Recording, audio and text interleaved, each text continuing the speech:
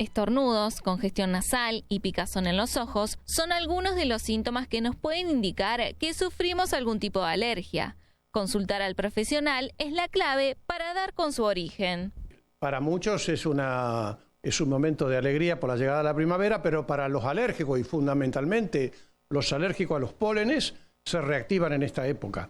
Ahora hay que tener en cuenta que en Santa Fe hay alergenos perennes como los ácaros y los hongos, que los hongos también se reactivan en esta época, y si le agregamos los pólenes de los árboles, de las malezas, de las gramíneas, la sintomatología típica, o sea, la rinitis o la rinoconjuntivitis alérgica, son mucho más frecuentes en esta época. ¿Cuáles son los principales cuidados que hay que tener?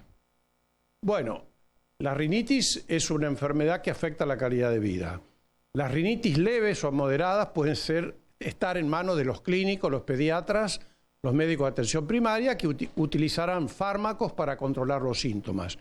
Pero si la sintomatología es mayor, si son rinitis moderadas a severa, si afecta la calidad de vida, si el síntoma más importante, que es el bloqueo nasal, impide el sueño, y esto indudablemente tiene repercusiones en la vida del paciente que sufre esta enfermedad, que por otra parte es muy frecuente, porque en Argentina el estudio epidemiológico realizado hace 5 años muestra que el 22% de la población presenta rinitis alérgica. Entonces, en esos casos moderados a severos habrá que consultar al especialista para que identifique el alergeno, y identificado el alergeno se pueden hacer medidas de control ambiental, tratamientos farmacológicos actualizados y en los casos severos también la desensibilización, los tratamientos inmunoterápicos para disminuir la sensibilidad de ese paciente a los pólenes de los árboles, de las malezas, lo que hablábamos, o también de los ácaros y de los hongos. Un poco lo decía usted, hay que recurrir al especialista y claramente no automedicarnos por pensar que tenemos una patología u otra. Bueno, es interesante esta pregunta porque está demostrado no solo en Argentina, sino a nivel internacional, que prácticamente el 70% de los pacientes con rinitis alérgica consultan primero al farmacéutico que al médico. Y ahí es importante que el farmacéutico conozca cuáles son los productos que puede aconsejar, porque los pacientes van y le piden que le aconseje algo. Y ahí hay que tener cuidado porque muchas veces los pacientes requieren gotas vasoconstrictoras o spray nasal vasoconstrictores para resolver el síntoma más importante, que decíamos que era la obstrucción nasal. Pero el problema es que el uso prolongado de los vasoconstrictores produce acostumbramiento y atrofia de la mucosa nasal.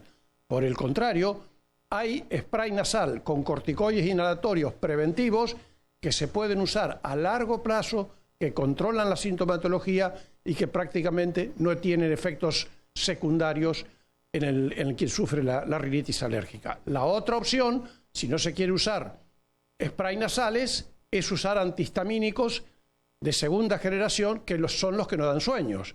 Porque acá hablamos mucho del alcoholismo cero, para que nadie tome alcohol cuando maneja. Pero si se usan antihistamínicos de primera generación, el estudio realizado en Estados Unidos muestra que un comprimido de la difenidramina de los antihistamínicos viejos es igual que tomar 2 copas de vino, y eso está muy por encima de la alcoholemia cero.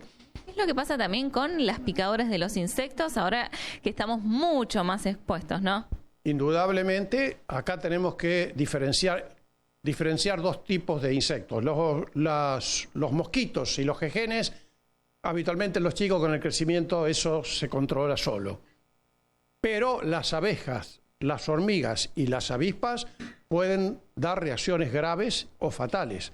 Por lo tanto, si alguien ha tenido una picadura de abeja o de hormiga y no solo presenta el paciente un edema o un eritema en la zona de la picadura, sino si lo pica en la mano y se le hincha un ojo o un labio, en esos casos hay que recurrir al especialista para que identifique, obviamente si no sabe cuál es el insecto, pero además en sangre se pueden medir los anticuerpos contra los venenos de hormiga o de abeja, y se pueden hacer tratamientos desensibilizantes.